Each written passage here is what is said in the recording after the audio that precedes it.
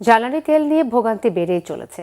দীর্ঘক্ষণ লাইনে দাঁড়িয়ে থেকেও তেল পাচ্ছেন না বলে অভিযোগ করেছেন অনেক মোটরসাইকেল আর প্রাইভেট কারের চালক।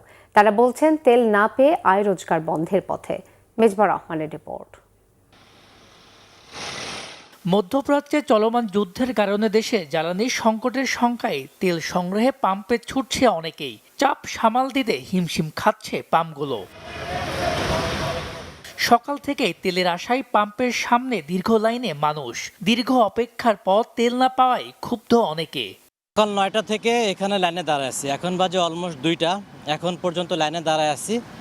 বাস এই আপনার ফিলিং স্টেশন বলতেছে যে 3টা থেকে এরা দেওয়া আবার স্টার্ট করবে। তার মানে আমার 4টা নাগাদ আমি তেল পাবো আশা করি। তেল তো নিতে হবে ভাই, ভোগান্তি এখন কিছু করার নেই। এখন যতদিন না যুদ্ধজনিত তেলের এই সংকট হয়েছে, যতদিন ঠিক না হয় আমাদের এই ভোগান্তি পড়তে হবে ভোগান্তির ভিতরে। এদিকে সরকারের পক্ষ থেকে পর্যাপ্ত তেলের আশ্বাস দেওয়া হলেও পাম্পগুলোতে গিয়ে তেল না পাওয়ায় সিন্ডিকেটের বিরুদ্ধে সরকারকে শক্ত অবস্থান নিতে বলছেন ভুক্তভোগীরা। সকাল 8:30 থেকে এখন এখানে আসি তেলের জন্য, কিন্তু গেছে কালকে আসছি তেল পাই নাই। বুট সংকটের মধ্যে আছি, এখন তিনি নাস্তা বন্ধ করতে পারি নাই। তাহলে আমরা যেমন পাম্পে আসি সেই ক্ষেত্রে আমরা এসে তেল পাই না। এখন এই যে বৈশা রয়েছে 6টা ঘন্টা 5-6 ঘন্টা বৈশা রয়েছে। তবে পাম্প কর্তৃপক্ষ বলছে পর্যাপ্ত তেল রয়েছে, সেই সাথে প্রয়োজন অনুসারে সবাইকে সরবরাহ করা হচ্ছে।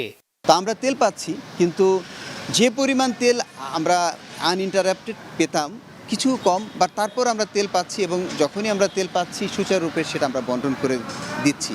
সবার ধৈর্য এবং সহনশীল হতে হবে এবং অযথা আতঙ্কিত না হয়ে আমরা আমাদের কাছে আসবে, যখন আমরা অ্যাভেলেবেল হবে আমরা দিব।